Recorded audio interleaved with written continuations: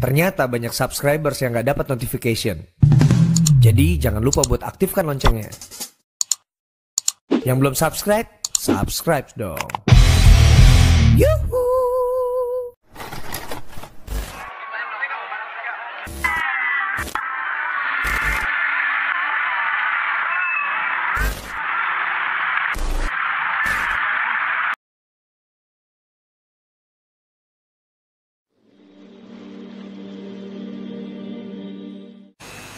Ada sebuah kisah dinukil oleh Imam Qurtubi di dalam buku beliau At-Tadhkirah rahimahullah.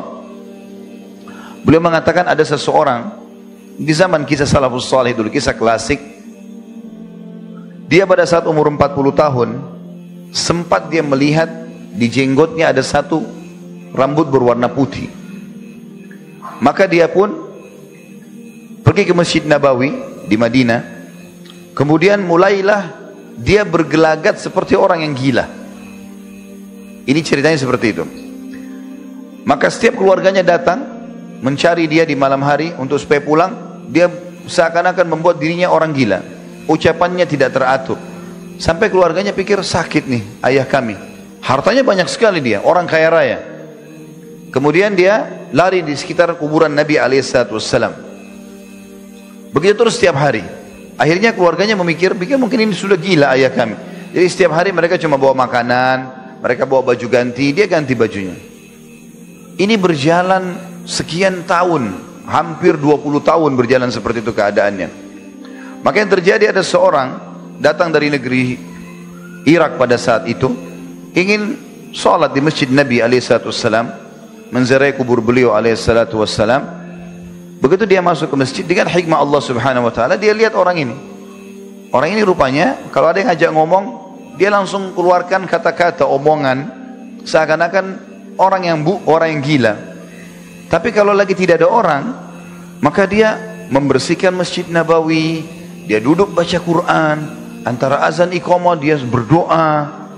Tidak pernah lepas ibadah-ibadahnya. Kerjanya itu saja. Selama 3 hari diikutin terus. Allah SWT gerakan hati orang ini melihat ya, orang yang jadi target tadi.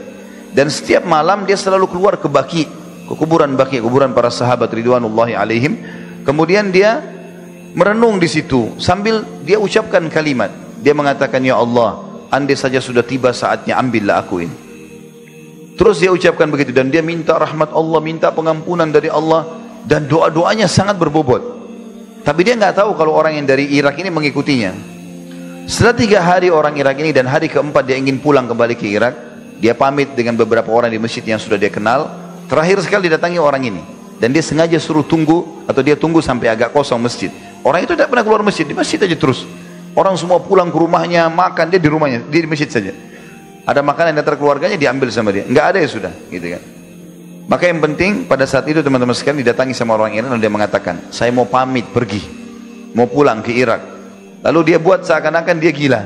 Artinya kata-kata yang dia ucapkan kata-kata seperti tidak mengerti apa yang diucapkan orang Irak. Lalu orang Irak ini mengatakan, ketahuilah wahai saudaraku, aku sangat yakin anda tidak gila. Karena aku selama 3 hari di sini memantau apa yang anda lakukan. Anda hanya melakukan kegiatan ini karena ada tujuan tertentu. Karena kalau tidak ada orang, anda bersihkan masjid, anda berzikir, anda berdoa. Dan perlu anda tahu, selama 3 malam ini aku mengikuti anda menuju ke Baqi. Dan aku tahu makna doa-doa yang anda ucapkan. Anda bukan orang gila. Beritahukan kepada saya rahasianya apa. Kenapa anda lakukan ini? Maka karena tidak ada orang, dia tiba-tiba diam. Orang ini lalu dia mengatakan, apa kau benar mengikuti semua itu? Orang gila yang tadi dianggap gila. Dia adalah orang yang dari Irak ini mengatakan, iya. Dia bilang ceritanya sekitar 20 tahun yang lalu, saya sempat melihat diri saya di cermin. Saya temukan di salah satu, atau di jenggot saya ada satu bulu berwarna putih. Maka saya mengingat firman Allah Subhanahu wa taala, wa ja'ahun nadhir, potongan ayat ini ya, dan telah datang kepadanya an-nadhir. Ulama tafsir mengatakan an-nadhir itu adalah peringatan sudah dekat masa kematian. Rambut putih, berikutnya kulit, ya, banyak keturunan dan banyak investasi yang sudah dapatkan, itu semua menandakan sudah dekat dengan tanda pulang. Aku khawatir kalau aku meninggal dan aku sibuk terus dengan urusan-urusan dunia aku tidak selesai.